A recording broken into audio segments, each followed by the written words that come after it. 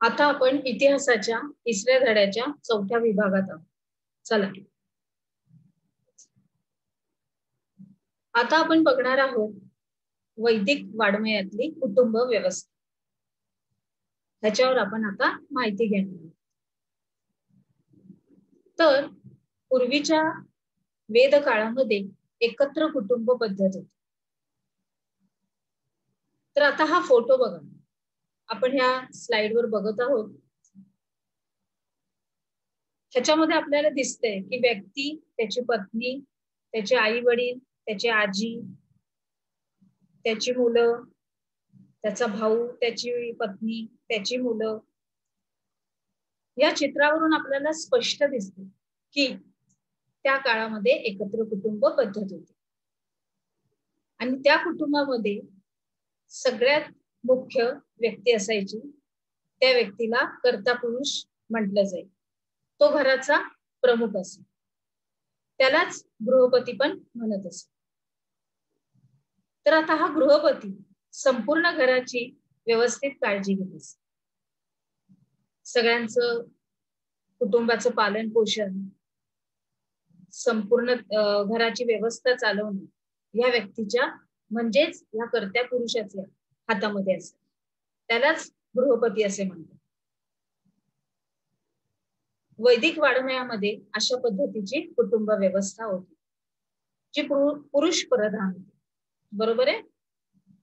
तसंच वैदिक वाङ्मयामध्ये लिहिलंय की काही स्त्रियांना सुद्धा खूप महत्व देण्यात आले.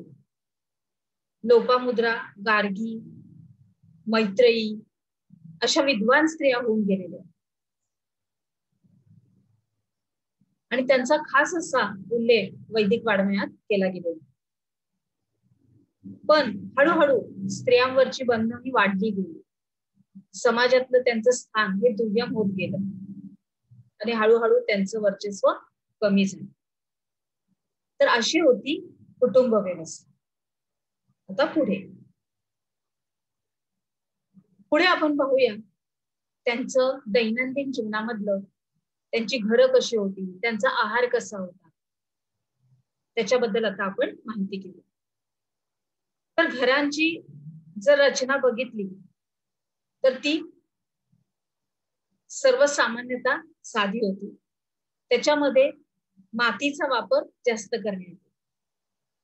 त्याच्यानंतर कुडाची घरं म्हणजे कुडामध्ये कोणत्या कोणत्या वस्तू वापरतात, तर सुकलेलं गवत असतं ते आणि वेलीचे जाडदार तट्टे असतात. म्हणजे वेल जेव्हा सुकते तेव्हा त्याचे तट्टे, म्हणजे ती सुकलेली वेल घ्यायची आणि ती गवतामध्ये एकत्र करून त्याच्यामध्ये माती आणि शेण त्याच्यामध्ये एकत्र करून ते लिंपून भिंत तयार करायची, म्हणजे कूड. त्याला कूड म्हणतात. आणि अशा रीतीने त्यांच्या घरासाठी हे वापरलं जाईल. त्याच्यानंतर त्यांच्या घराच्या ज्या जमिनी होत्या त्या शेणामातीने सारवल्या जायच्या. बरोबर आहे. आणि वैदिक काळामध्ये घरासाठी गृह आणि शाला हे दोन शब्द वापरले जाईल. आजच्या काळात आपण हे शब्द वापरत नाही, तर आपण फक्त घर हा एकच शब्द वापरतो. बरोबर आहे. आले लक्षात. पुढे जाऊया. आता त्यांचा आहार. आता त्यांच्या आहारामध्ये मुख्यतः गहू, सातू, तांदूळ या तृणधान्यांचा समावेश होतो आणि ह्याला जोडीच जोड म्हणून दूध, दही, लोणी, मध, तसंच काही उसळींचे प्रकार, उडीद, मसूर, तीळ हे वापरले जाईल आणि मांसाचाही वापर ह्याच्यामध्ये केला जाईल. अशा रीतीने त्यांचा समन्वय आहार होता. लक्षात आलं घरं आणि आहाराबद्दल. आता पुढे जाऊया. आता आपण त्यांची वस्त्र यांचा अभ्यास करणार आहोत. ते कशा पद्धतीचे कपडे वापरायचे. तर वेदकालीन लोक हे लोकरीचे आणि सुती कपडे वापरायचे आणि वेदाच्या काळामध्ये ऋषी, मुनी, पुरोहित हे सुद्धा असायचे. तर ते कशा पद्धतीचे वापरायचे, तर झाडांच्या सालीपासून बनवलेली वस्त्र वापरायची, त्यांनाच वल्कल म्हणतात. झाडाची जी साल असते, सुकलेली साल, ती काढून त्यांचं वस्त्र करून ते घालायचे, त्याला वल्कल म्हणतात. तसंच ह्याप्रमाणेच प्राण्यांच्या कातडीपासून सुद्धा बनवलेलं ते वस्त्र घालायचे. बरोबर आहे. आता पुढे, आता याच बरोबर ते विविध प्रकारच्या मण्यांच्या माळा, फुलांच्या माळा हे गळ्यात घालायचे, हातामध्ये घालायचे. अशा रीतीने ह्याचा ते आभूषण म्हणून वापर करायचे, दोघे, स्त्री आणि पुरुष दोघे पण. बरोबर आहे. आणि निष्क नावाचा एक गळ्यातील दागिना, त्याचा एक खास उल्लेख वैदिक वाङ्मयामध्ये केला गेलेला आहे की हा दागिना त्यांना अत्यंत प्रिय होता, ते गळ्यामध्ये घालायचेच. आणि ह्याच्याच जोडीला ह्या दागिन्या लोकप्रियाबरोबर खरेदी विक्रीसाठी सुद्धा वापरला जायचा. त्याचा उपयोग ते खरेदी आणि विक्रीसाठी सुद्धा वापरले जायचे, म्हणजे व्यवहारात सुद्धा ते व्यापारात सुद्धा ते वापरला जाईल. निष्क, परत एकदा सांगते, निष्क नावाचा गळ्यातलं दागिना. आलं समजलं. आता ही झाली वस्त्रे, आभूषण. आता पुढे आपण बघूया की माणूस आला, त्याची घरं आली, त्याचं दैनंदिन जीवन सुरू झालं की साहजिकच काही मनोरंजन पण हवं. मग ह्या मनोरंजनामध्ये ते कोणते कोणते खेळ करत, मनोरंजनासाठी, करमणुकीसाठी ते काय करत असत? अर्थातच गायन असायचंच, वादन असायचं, नृत्य असायचं, तसंच रथांच्या शर्यती हे त्यांचे खेळ होते, हे त्यांचा करमणुकीची साधनं होती. आणि तसेच ह्या सगळ्यांसाठी वापरले जाणारी जी वाद्य होती, बघा आता आपण जर बघितलं ह्या चित्रामध्ये तर आपल्याला सर्व वाद्यांची चित्र आपल्याला दिसत आहेत.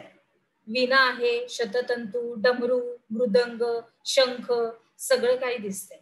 ह्यांचा वापर करून, ह्या सगळ्या वाद्यांचा वापर करून ते गायन, वादन, नृत्य करत असायचे. अशा रीतीने त्यांची करमणूक करायचे ते. आणि उजव्या बाजूला एक चित्र आहे, ते सोंगट्याच्या खेळाचं आहे. सोंगट्या तुम्हाला माहित नसतील, पण पूर्वीच्या काळापासून हा खेळ खूप प्रसिद्ध आहे. महाभारतामध्ये सुद्धा ह्याचा खास उल्लेख केला गेलेला आहे की कौरव आणि पांडव यांच्यामध्ये जे युद्ध झालं त्याला हे कारण सोंगट्यांचा खेळच होता. तर हे आहे सोंगट्यांचं चित्र. आले लक्षात? चला आता पुढे जाऊया. आता आपला नेहमीचा प्रश्न उत्तरांचा आलेख. पहिला प्रश्न आहे आपला की वैदिक काळातील कुटुंब व्यवस्था विस्तारपूर्वक तुम्हाला लिहायची आहे. कुळ म्हणजे काय? घरासाठी वापरले जाणारे शब्द कोणते? वेदकालीन लोकांचा आहारात कशाचा समावेश होता? म्हणजे त्यांच्या आहारामध्ये काय काय समाविष्ट केले गेलेलं आहे असं. वल्कल म्हणजे काय? आणि शेवटचा प्रश्न आहे की वैदिक काळातील मनोरंजनाची साधने कोणती? चला तर मग आता आपण आपल्या पुढील विभागात जाऊया.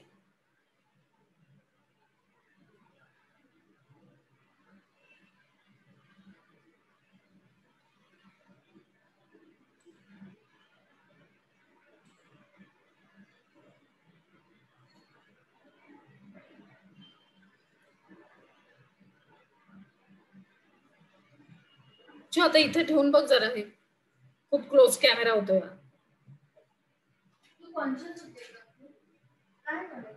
काय ना, मला नाही काय होत. एंड करते, मला ते शूटिंग घेऊ दे ना. एंड